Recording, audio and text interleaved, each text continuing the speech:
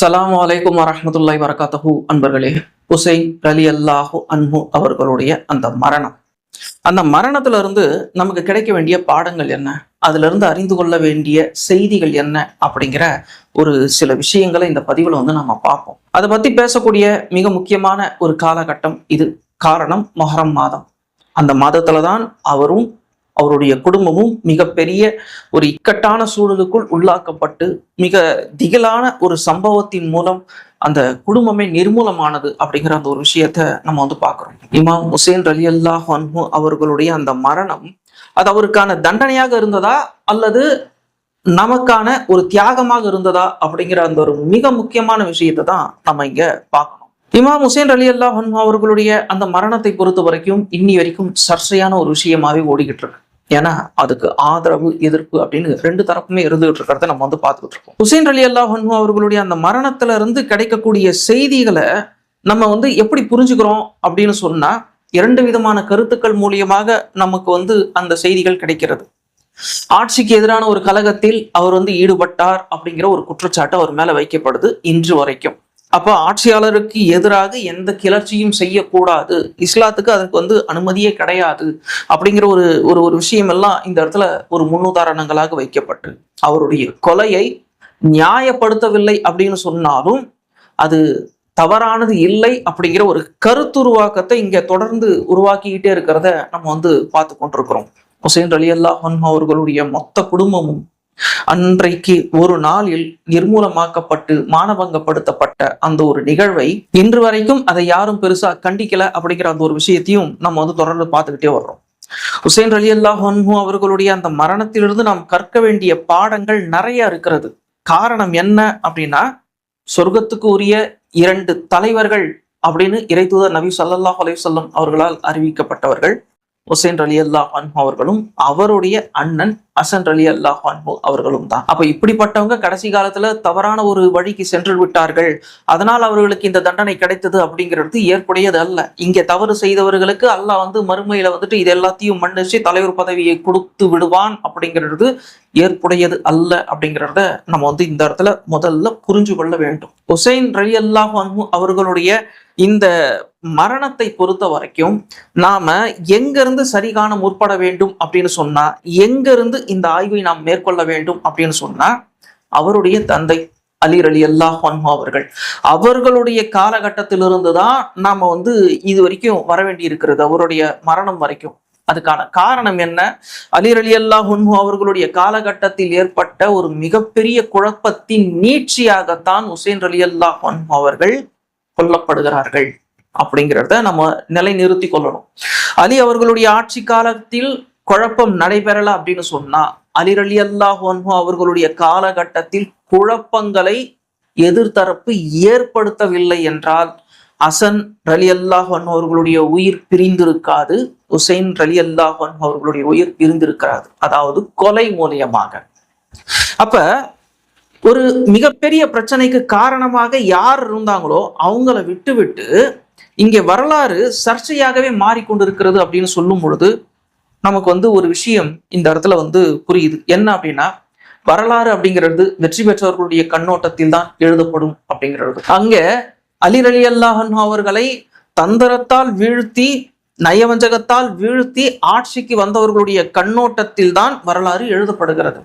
ஹுசைன் ரலியல்லாஹு அன்ஹு அவர்களை யார் வீழ்த்தினார்களோ அவர்களுடைய கண்ணோட்டத்தில் தான் வரலாறு எழுதப்படுகிறது. அதோடைய நீட்சியாக ஆட்சியாளர்கள் இன்று வரையில் இந்த சம்பவங்களை தொடர்ச்சியா சர்ச்சையிலேயே வச்சுக்கிட்டு இருக்கிறதையும் நம்ம பார்த்து கொண்டிருக்கிறோம். நம்ம இங்க ஒரு விஷயத்த புரிஞ்சு கொள்ளணும். வரலாறு எப்படி வேணாலும் பேசிட்டு போகட்டும், அது வெற்றி அடைந்தவர்களுடைய கண்ணோட்டத்துல தான் அந்த வரலாறுகள் நம்ம கிட்ட கொண்டு சேர்க்கப்படும். ஆனால் இஸ்லாமிய வரலாறை பொறுத்த வரைக்கும் பெரும்பாலும் இறைத்தூதர் நபி ஸல்லல்லாஹு அலைஹி வஸல்லம் அவர்களுடைய வழிகாட்டல் நமக்கு இருக்கிறது. அந்த வழிகாட்டல் மூலியமாக அந்த பார்வையோடு இந்த விஷயங்களை நாம் அணுகினோம் அப்படின்னு சொன்னா மிக நிச்சயமாக நமக்கு ஒரு தெளிவு கிடைக்காமல் 100% இருக்காது. எப்படி? இப்ப இந்த சம்பவத்தை நீங்க எடுத்துக்கொள்ளுங்க. அலி ரலியல்லாஹு அன்ஹு அவர்களுடைய காலகட்டத்தில் ஏற்பட்ட குழப்பம், அவர் காலகட்டத்தில் குழப்பத்தை ஏற்படுத்தியவர்களால் ஒட்டுமொத்த இஸ்லாமிய சாம்ராஜ்யமும் நாசமானது. அதோடைய நீட்சியா தான் ஹுசைன் அவர்களும் கொல்லப்படுகிறார்கள் நம்ம சொல்றோம்ல. இப்ப இந்த இடத்துல இறைத்தூதர் நபி ஸல்லல்லாஹு அலைஹி வஸல்லம் அவர்கள் ஒரு தெளிவான ஒரு வழிகாட்டுதலை முன்னறிவிப்பாக நமக்கு செய்கிறார்கள். தனக்கு பிடித்த பல தோழர்கள்ல ஒரு தோழர் அம்மார் பின் யாசிர் அவர்கள். அவர் குறித்து நபி ஸல்லல்லாஹு அலைஹி வஸல்லம் அவர்கள் ஒரு முன்னறிவிப்பு செய்யறாங்க. அம்மார் ரலியல்லாஹு அன்ஹு அவர்களை, அதாவது அம்மார் அவர்களை சதிகார கூட்டம் கொல்லும் அப்படின்னு சொல்றாங்க. அதே மாதிரிதான் அவருக்கு அந்த மரணம் நிகழ்ந்தது. அவர் போர்க்களத்தில் கொல்லப்பட்டார். அவர் யாரோட கூட இருந்தார் அப்படின்னா அலி ரலியல்லாஹு அன்ஹு அவர்களுடைய கூட நின்று, தோளோடு தோள் நின்று எதிரிகளோடு அவர் மோதி கொண்டிருந்தார். எதிரி அணியில இருந்தது முஆவியா அவர்கள். அவருடைய தலைமையில நின்று எதிரிகள் அலி ரலியல்லாஹு அன்ஹு அவர்களை எதிர்த்து கொண்டிருந்தாங்க. அப்ப இப்படிப்பட்ட ஒரு சூழ்நிலையில அலி ரலியல்லாஹு அன்ஹு அவர்களோடு அம்மார் அவர்கள் இருந்து கொண்டிருக்கிறார்கள். அந்த சூழலில் தான் எதிரிகள் இவரை கொல்லுகிறார்கள். அவருடைய தலை துண்டாக்கப்பட்டு, ஃபுட்பால் எப்படி காலால் உதைக்கப்படுகிறதோ அதே மாதிரி இவருடைய தலை உதைக்கப்பட்டது அப்படின்னு வரலாறு பதிவு பண்ணியிருக்கு. இதுல நம்ம எடுத்துக்கொள்ள வேண்டிய மிக முக்கியமான ஒரு விஷயம் என்ன அப்படின்னா, அம்மார் ரலியல்லாஹு அன்ஹு அவர்கள் சதிகாரர்களால் கொல்லப்பட்டார்கள் அப்படிங்கிறது தான். இங்க நாம எடுத்துக்கொள்ள வேண்டிய மிக முக்கியமான ஒரு விஷயம் என்ன அப்படின்னா, இறைத்தூதர் நபி ஸல்லல்லாஹு அலைஹி வஸல்லம் அவர்கள் சொன்னார்கள், அம்மார் பின் யாசிர் அவர்கள் சதிகாரர்களால் கொல்லப்படுவார்கள் அப்படின்னு. இங்க யாரால கொல்லப்பட்டாங்க அப்படிங்கிறது தான் நம்ம பார்க்கணும். ஏன்னா இந்த இடத்துல அலி ரலியல்லாஹு அன்ஹு அவர்கள் போருக்கு அழைத்து வந்ததால் தான் அவர் கொல்லப்பட்டார் அப்படின்னு எதிரிகள் அன்னைக்கு ஒரு வியாக்கியானம் செய்தார்கள், ஒரு விளக்கத்தை கொடுத்தாங்க. அந்த ஹதீஸ் இன்னி வரைக்கும் அந்த விளக்கம் எடுபட்டு கொண்டிருக்கிறது அப்படிங்கிறத நம்ம இங்க துயரத்தோடவே பதிவு செய்கிறோம். இதுல நாம கவனிக்க வேண்டிய மிக முக்கியமான விஷயம் என்ன அப்படின்னா, நபி ஸல்லல்லாஹு அலைஹி வஸல்லம் அவர்கள் தெளிவா சொல்றாங்க, அம்மார் பின் யாசர் அவர்கள் சதிகாரர்களால் கொல்லப்படுவார்கள்னு. அப்ப சதிகாரர்களால் கொல்லப்பட்டிருக்கிறார்கள் அப்படின்னா கொன்னது யார்? எதிர்த்தரப்பு. அப்ப சதிகாரர்கள் அவர்கள் தான் அப்படின்னு தான் வரலாறு நமக்கு தெளிவா சொல்லுகிறது. அப்ப இப்படித்தான் நாம எடுக்கணும். இதுல ஏற்பட்ட ஆட்சி குழப்பங்கள் எது வரைக்கும் போய் நிக்குது அப்படின்னா, ஹுசைன் ரலியல்லாஹு அன்ஹு அவர்களுடைய கொலை வரைக்கும் போய் நிக்குதுங்கிறது தான் நம்ம வரலாறுல இருந்து புரிஞ்சு கொள்ளக்கூடிய ஒரு செய்தி. இப்ப முஆவியா அவர்கள் ஆட்சி கட்டிலில் உட்கார்ந்து விட்டார்கள். இந்த வரலாறு எல்லாம் பேசணும் அப்படின்னு சொன்னா அது நேரம் கட்டுக்கடங்காம போய்கிட்டே இருக்கும். ஆகையினால புரிந்தவர்களுக்கு நம்ம பேசுறது ரொம்ப தெளிவா புரியும். முஆவியா அவர்கள் அலி ரலியல்லாஹு அன்ஹு அவர்களை ராஜதந்திரத்தால் வீழ்த்தியதாக வரலாறு பதிவு செய்கிறது. உண்மையில் அது ராஜதந்திரத்தால வீழ்த்தியது இல்ல, நயவஞ்சகத்தால் தான் அவர் வீழ்த்தப்பட்டார்கள். அப்படி இருக்கக்கூடிய ஒரு சூழ்நிலையில முஆவியா அவர்கள் ஆட்சி கட்டிலில் உட்கார்ந்து மன்னராகத்தான் அவர் தன்னுடைய பதவியை தொடர்ந்தார். ஏன்னா முஆவியா அவர்கள் பலமுறை சொல்லியிருக்கிறார்கள், முஸ்லிம்களில் நான் முதல் மன்னன் அப்படின்னு அவர் சொல்லியிருக்காரு. அதுக்கு முன்னாடி இருந்தவங்க கலிஃபாக்கள், அமீருல் மூமினீன்கள் அப்படின்னு தான் ஆட்சி தலைமையில இருந்தவங்க சொல்லிக்கிட்டாங்க. அதாவது நம்பிக்கையாளர்களின் தலைவர் நான் அப்படின்னு தான் அதுக்கு முன்னாடி இருந்தவங்க சொன்னாங்க. ஆனா முதல் முறையாக முஸ்லிம்களில் முதல் மன்னன் நான் தான் அப்படின்னு முஆவியா அவர்கள் சொல்றாங்க. அப்ப இப்படிப்பட்ட ஒரு சூழ்நிலையில அவருக்கு பிறகு தன்னுடைய மகனையே ஆட்சிக்கு பரிந்துரைக்கிறார். அதுக்கு முன்பாகவே அதுக்கான முன்னேற்பாடுகளை செஞ்சிட்டார். அங்க சிரியால இருந்த தன்னுடைய ஆலிம்களை, அறிஞர்களை கூப்பிட்டு பையத் வாங்கி கொண்டார். அப்படின்ற அந்த ஒரு சூழ்நிலையில் தான் பிரச்சனை வெடிக்கிறது. ஏன்னா ஆட்சியாளர்களை இஸ்லாம் எப்படி தேர்ந்தெடுக்க சொல்லுகிறது அப்படிங்கிறது எல்லாருக்கும் தெரியும். ஆலோசனை மூலியமாகத்தான் ஆட்சியாளர்களை தேர்ந்தெடுக்க சொல்லுகிறது. அப்ப ஆட்சியாளர்களை தேர்ந்தெடுக்கிற முறையே இந்த இடத்துல அடிப்படையில் தவறாக அமைந்து விட்டது அப்படின்னு சொல்லும் பொழுது, அந்த அடிப்படையே தவறாக இருக்கும் பொழுது அந்த அடிப்படையை சரி செய்யணும் அப்படிங்கிற அடிப்படையில் அந்த நடவடிக்கையில் ஹுசைன் அவர்கள் ஈடுபடும் பொழுதுதான் அந்த கொலை நடக்கிறது. இது ஹுசைன் அவர்களுக்கு கிடைத்த தண்டனை அப்படின்னு நம்மால எப்படி செய்ய முடியும், எப்படி சொல்ல முடியும்? ஹுசைன் அவர்கள் ஆட்சியாளர்களுக்கு எதிராக கிளர்ச்சி செய்தார் அப்படிங்கிற அந்த ஒரு குற்றச்சாட்டு அடிப்படையிலேயே தவறான ஒரு விஷயமா இருக்கிறது. ஏன் அப்படின்னா, இஸ்லாம் ஆலோசனை அடிப்படையில் தேர்ந்தெடுக்கணும் அப்படின்னு சொல்லும் பொழுது அந்த இடத்துல அந்த மரபு மீறப்படுகிறது. இறைத்தூதர் அவர்களால் சொல்லப்பட்ட குலாஃபை ராஷிதீன்களால் நடைமுறைப்படுத்தப்பட்ட இந்த மரபு மீறப்படும் பொழுது இது மார்க்கத்துக்கு எதிரான ஒரு செயல்பாடு அப்படிங்கிறதுக்காக ஹுசைன் அவர்கள் இந்த ஆட்சியாளருக்கு பையத் செய்யவில்லை அப்படிங்கிறது தான் வரலாறு நமக்கு சொல்லக்கூடிய ஒரு செய்தி. இதுல நாம இன்னொரு விஷயத்தையும் கவனிக்கணும். அது என்ன அப்படின்னா, ஹுசைன் அவர்கள் மேல வைக்கக்கூடிய இன்னொரு குற்றச்சாட்டும் இருக்கிறது. யசீது அவருடைய, முஆவியா அவர்களுடைய மகன் யசீதுக்கு தான் ஆட்சி கொடுக்கப்படுகிறது. அப்போ அந்த ஆட்சிக்கு எதிராக இவரே கலிஃபாவா மாறணும் அப்படின்னு முடிவு பண்ணிட்டாரு அதனாலதான் கூஃபாவுக்கு போனாரு அப்படிங்கிற ஒரு குற்றச்சாட்டும் வைக்கப்படுது. ஏன்னா கூஃபாவாசிகள் தான் கடிதம் எழுதுனாங்க அப்படின்னு. வரலாறு நமக்கு சொல்லக்கூடிய செய்தியை நம்ம பல கோணங்கள்ல அணுகலாம். ஆனால் நாம அணுகின பெரும்பாலான கோணங்கள் சர்ச்சையான ஒரு விஷயமாகவே இருக்கிறதுனால அந்த வரலாறு நமக்கு சரியா புரியாம இருக்குங்கிறது தான் நிஜம். உண்மையில் அங்க என்ன நடந்ததுன்னா, கூஃபாவாசிகள் இவரை தலைவராக ஏற்றுக்கொள்ளுகிறோம் அப்படின்னு கடிதம் எழுதுனது உண்மை, நேர்ல சந்திச்சு ரகசியமா பேசுனது உண்மை, நீங்க கூஃபாவுக்கு வந்துருங்க நாங்க எல்லாத்தையும் பார்த்துக்கிறோம்னு சொன்னதெல்லாம் உண்மை. ஆனால் அதுக்காக அவர் அங்க செல்லல அப்படிங்கிறது தான் நம்ம வரலாறை படிக்கும் போது தெரிந்து கொள்ளக்கூடிய செய்தி. யசீத் அவர்கள் ஆட்சியில் அமர்த்தப்பட்ட பொழுது கூஃபா மக்கள் இவரை நாங்க ஏத்துக்கிறோம் வாங்கன்னு சொல்றதுக்கு முன்னாடியே யசீதுக்கு இவர் பையத் பண்ண மாட்டேன்னு சொன்னார். வரலாறு தெளிவா இருக்கு, நீங்க படிச்சு பாத்தீங்கன்னா தெரியும். யசீத் ஆட்சியில உட்காந்த உடனே இந்த முறை சரியில்லையே, ஆகையினால இதை நம்ம ஏத்துக்கொள்ள கூடாது, ஆலோசனை அடிப்படையில தானே ஏத்துக்கொள்ளணும் அப்படின்னு தன்னுடைய தோழர்களோட, புகழ்பெற்ற தோழர்களோட அவர் பேசி கொண்டிருந்ததை வரலாறு தெளிவா பதிவு பண்ணுது. அப்ப இப்படிப்பட்ட சூழ்நிலையில இந்த செயலால அதிருப்தி அடைந்த கூஃபாவாசிகள் அதன் பிறகுதான் இவரை சந்திக்கிறார்கள்ங்கிறது தான் வரலாறு நமக்கு சொல்லக்கூடிய செய்தி. அப்ப இதை சரியா பயன்படுத்தி கொண்டு இஸ்லாத்தை நிலைநாட்ட வேண்டும் அப்படிங்கிறது தான் இவருடைய ஒரு நிலைப்பாடாக இருந்தது. அதுக்கு பிறகு கூஃபாவாசிகளுடைய இந்த வாக்குறுதியை நம்பி அவர் கூஃபாவை நோக்கி செல்லும் பொழுதுதான் எல்லாமே தாறுமாறா மாறுதுங்கிறது தான் நம்ம பார்க்கக்கூடிய செய்தி. கூஃபாவாசிகள் துரோகம் இழைத்தார்கள், மாற்று கருத்து கிடையாது. ஊரடங்கு போட்டு மக்களை உள்ள உட்கார வச்சுட்டாங்க ஆட்சியாளர்கள், அதுலயும் நமக்கு மாற்று கருத்து கிடையாது. ஆனால் இந்த கூஃபாவாசிகளால தான் இவர் உந்தப்பட்டு ஆட்சியாளருக்கு எதிராக புரட்சி செய்தார் அப்படின்னு சொல்லக்கூடிய கோணம் தவறாக இருக்கிறதுங்கிறது தான் வரலாறுல இருந்து நம்ம புரிஞ்சு கொள்ளக்கூடிய ஒரு செய்தியா இருக்குது. இதுல உசைன் அவர்கள் ஆட்சியாளருக்கு எதிராக கிளர்ச்சி செய்தது தவறு அப்படின்னு சொல்லும் பொழுது இதை நாம மிக நிச்சயமாக ஏற்றுக்கொள்ள முடியாது. நம்ம இன்னொரு விஷயத்தையும் பார்க்கணும். என்ன அப்படின்னா, இவருடைய தந்தை அலி ரலியல்லாஹு அன்ஹு அவர்கள், இவர் மேலேயும் ஒரு குற்றச்சாட்டு வைக்கப்படுது. இவரும் ஆட்சி அதிகாரத்துக்கு ஆசைப்பட்டார். அதே சிந்தனை தான் இந்த உசைன் அவர்களுக்கும் வந்தது அப்படிங்கிற ஒரு குற்றச்சாட்டும் வைக்கப்படுது. அலி ரலியல்லாஹு அன்ஹு அவர்கள் ஆட்சிக்கு ஆசைப்பட்டார், அதனாலதான் அன்னைக்கு கலிஃபாவாக இருந்த உஸ்மான் அவர்களுடைய கொலையிலும் நேரடியாகவோ மறைமுகமாகவோ அவர் பங்கெடுத்திருக்கிறார் அப்படிங்கிற ஒரு குற்றச்சாட்டும் வைக்கப்படுகிறது. உண்மையில மதீனால அன்னைக்கு என்ன நடந்ததுங்கிறது வரலாறு தெளிவா பதிவு பண்ணியிருக்கு. எகிப்திலிருந்து கிளம்பின கிளர்ச்சியாளர்கள் கூட்டம் ஆயுதம் தரித்தவர்களாக கிளம்பினாங்க. அவங்க கிளம்பி உடனடியாக மதீனாவுக்குள் நுழைஞ்சி 2000 பேர் மதீனாவை முடக்கிட்டாங்க. ஆயுதம் தரித்தவர்களாக கிளம்புனவங்க கிளம்பும் பொழுது ஹஜ்ஜுக்கு போற மாதிரி கிளம்புனாங்க. அதுக்கப்புறம் டக்குன்னு ரூட்டை மாத்தி உள்ள அந்த மதீனாவை முடக்கி போட்டாங்க அப்படிங்கிறது தான் நம்ம வரலாறுல பாக்குறோம். சரி, மதீனா தலைநகரம், பாரசீகம், ரோமையெல்லாம் வீழ்த்தின ஒரு இடமாச்சு. அப்ப அது அவ்வளவு பலகீனமாவா இருந்தது? வெறும் 2000 பேர் உள்ள நுழைஞ்சி முடக்கிட்டாங்களே அப்படிங்கிற ஒரு கேள்வி வரலாம். உண்மை என்ன அப்படின்னா, அது ஒரு ஹஜ் காலகட்டம். ஹஜ் அப்படின்னு வரும் பொழுது கலிஃபாக்கள் வழி நடத்திட்டு இராணுவ தளபதிகள், அரசாங்க அதிகாரிகள், ஊழியர்கள் அப்படின்னு எல்லாருமே அந்த ஹஜ்ஜுக்காக மக்காவை நோக்கி செல்லக்கூடிய வழக்கம் அன்னைக்கு இருந்தது. ஆனா அன்னைக்கு உஸ்மான் ரலியல்லாஹு அன்ஹு அவர்கள் மிகவும் வயது முதிர்ந்து தளர்ந்துட்டாங்க. அவங்களுடைய உடல்நிலை ரொம்பவும் தளர்ந்து போனதுனால 80 வயதை தாண்டினவங்க. அப்ப அவங்க ஹஜ்ஜுக்கு போக முடியல, மற்ற எல்லாருமே போயிட்டாங்க. இராணுவத்தை பொறுத்த வரைக்கும் மதீனா அன்றைய காலகட்டத்துல சக்தி வாய்ந்த ஒரு கேந்திரமாக இருந்தது. இஸ்லாம் வருவதற்கு முன்னாடி சிரியா தான் இராணுவத்துல முதலிடத்துல இருந்தது வலிமையில.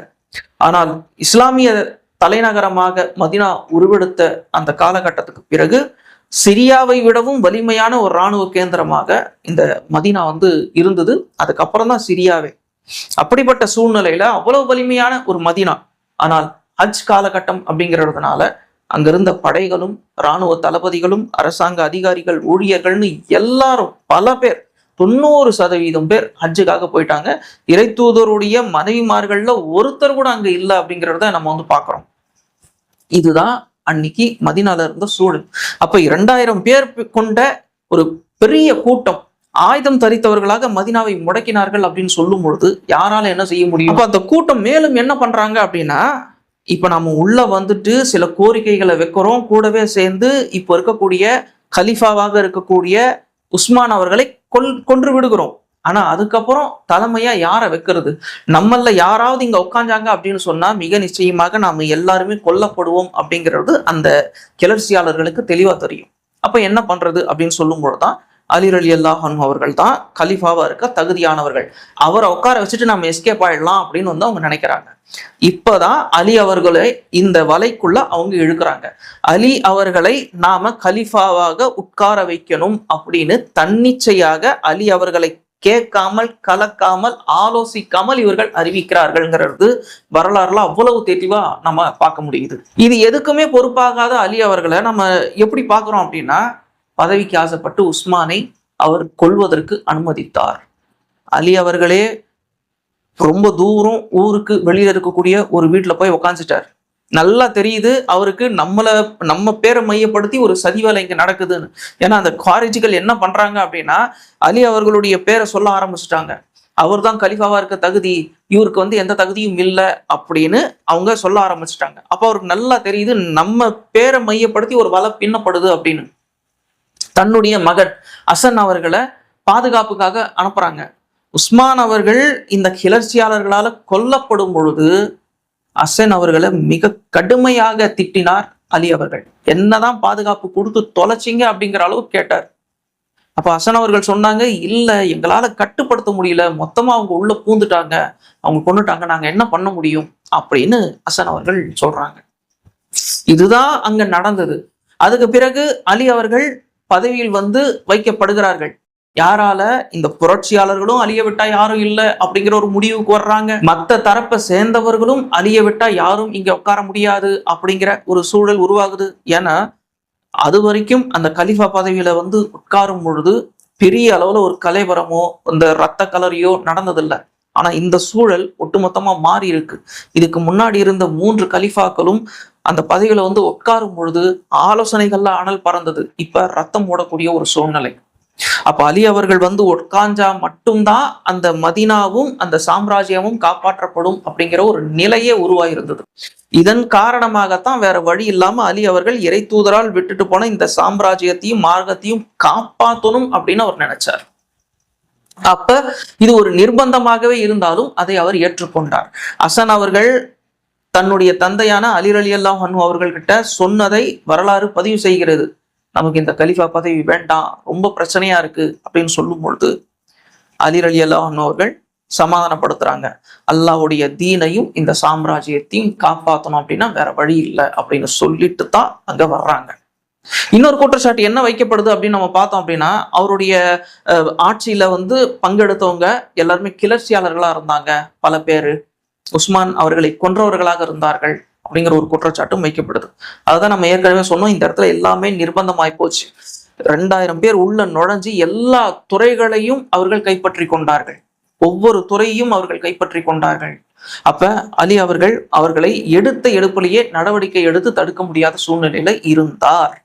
இதை நம்ம எப்படி தெரிஞ்சு கொள்றது, இது எப்படி நம்ம உண்மை நம்புறது அப்படின்னு சொல்லும் பொழுது, முஆவியா அவர்கள் சிரியால இருந்து ஒரு கடிதம் எழுதினார்ல, இந்த படுகொலையில சம்பந்தப்பட்டவங்க மேல உடனடியா நீங்க நடவடிக்கை எடுங்க அப்படின்னு சொல்லும் பொழுது, அவர் அந்த கடிதத்துல மட்டும் அல்லாம சுத்தி இருந்தவங்க கிட்டயும் சொன்னாரு, இப்ப நிலைமை சரியில்லை, அவர்களுடைய கை ஓங்கி இருக்கு, கொஞ்சம் போகட்டும், நம்மளை பலப்படுத்திக்கிட்டு அவங்க மேல ஆக்ஷன் எடுத்துடலாம் அப்படின்னு தான் சொன்னாரு. ஆனா அதுல பல பேருக்கு பொறுமை கிடையாது. இல்ல நீங்க காலம் தாமதம் செய்யறீங்க, இது தப்பு அப்படின்னு சொன்னாங்க. இந்த விஷயம்தான் இன்னைக்கு வரைக்கும் சர்ச்சையா போய்கிட்டு இருக்கு. அலி அவர்களுடைய பார்வை ரொம்ப தெளிவா இருந்தது.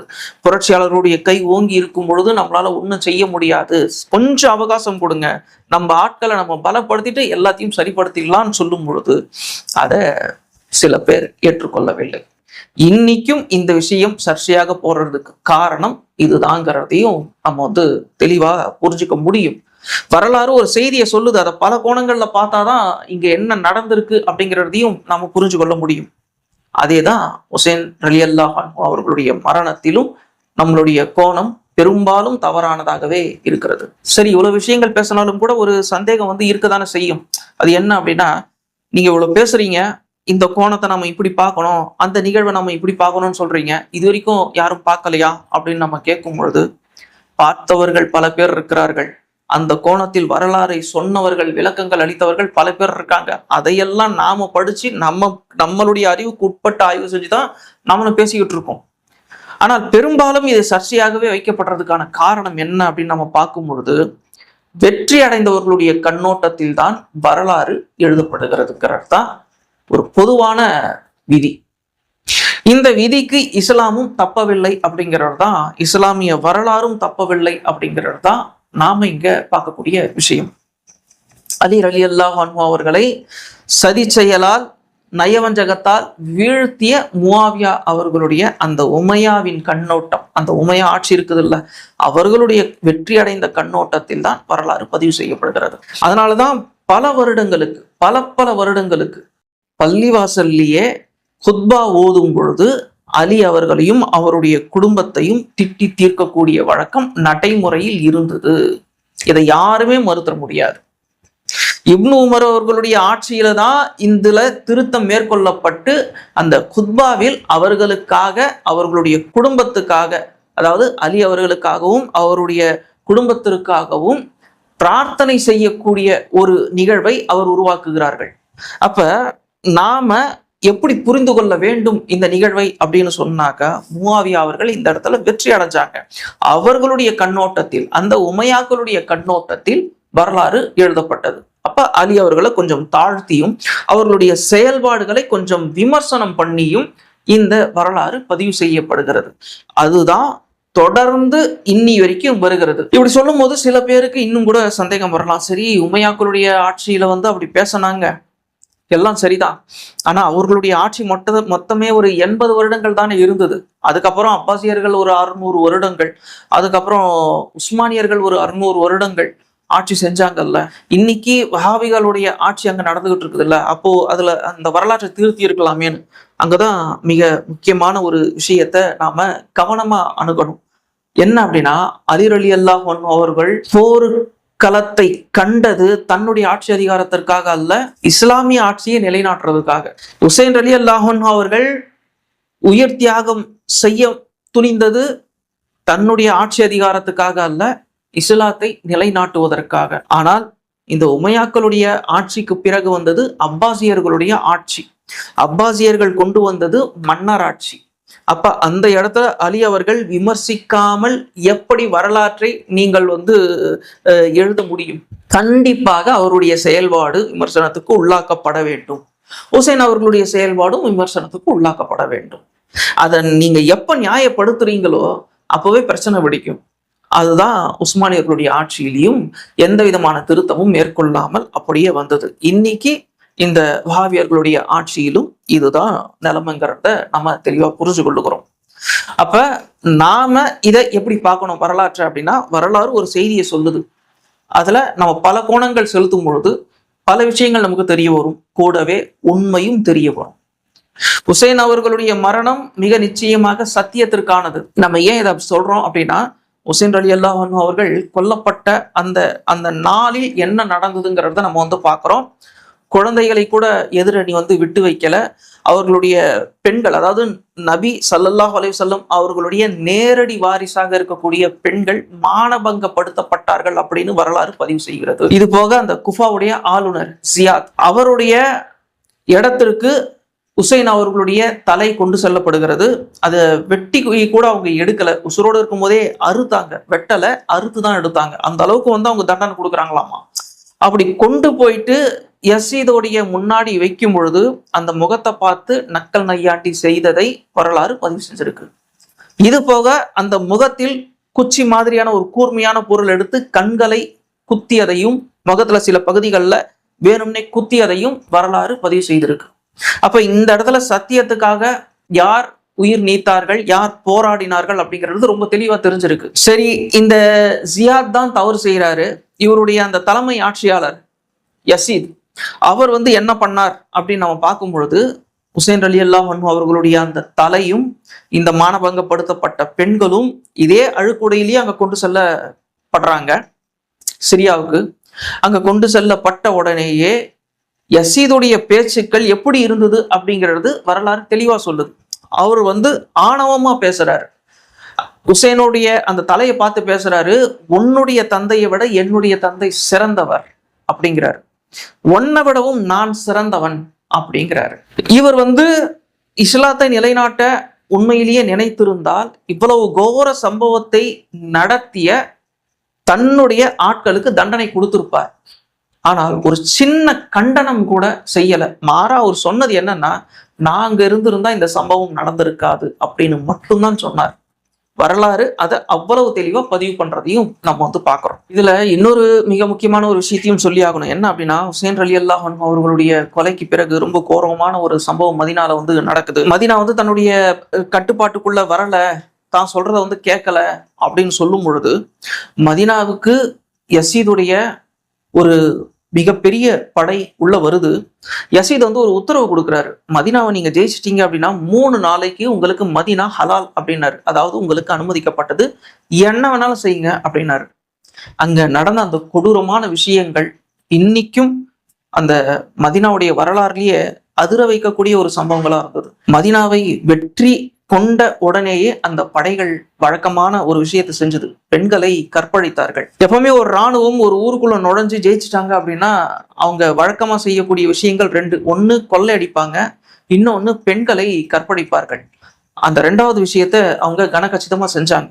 எந்த அளவுக்கு அப்படின்னா, மதீனால இருந்த எந்த பெண்ணுமே தப்பல அப்படிங்கிற அளவுக்கு பருவம் அடைஞ்ச பெண்களும் வயதான பெண்கள் கூட தப்பல அப்படின்னு வரலாறு பதிவு பண்ணுது. அதாவது இவங்களுடைய கற்பழிப்பு எந்த அளவுக்கு நடந்திருக்குதுன்னு பாருங்க. இந்த சம்பவத்துக்கு அப்புறம் மதீனால பல பெண்கள் கர்ப்பமாகறாங்க. ஆனா அந்த கர்ப்பத்துக்கு காரணம் அவர்களுடைய கணவர்கள் அல்ல அப்படின்னு வரலாறு சொல்லுது. இந்த அளவுக்கு கொடூரமான இந்த ஹலால் உத்தரவை கொடுத்த இந்த யசீத் அவர்கள் உசைனை கொன்ற அந்த ஒரு நிகழ்வு அப்படிங்கிறது இன்னி வரைக்கும் நியாயப்படுத்தப்படுறதுங்கிறது ஏற்றுக்கொள்ள முடியாத ஒரு விஷயம்தான். அப்போ உசைன் அவர்களுடைய அந்த கொலை நிகழ்வு அப்படிங்கிறது மிக நிச்சயமாக உசைனுக்கான தண்டனை கிடையாது. அது அவர் செய்த தியாகம் இந்த உம்மத்துக்காக.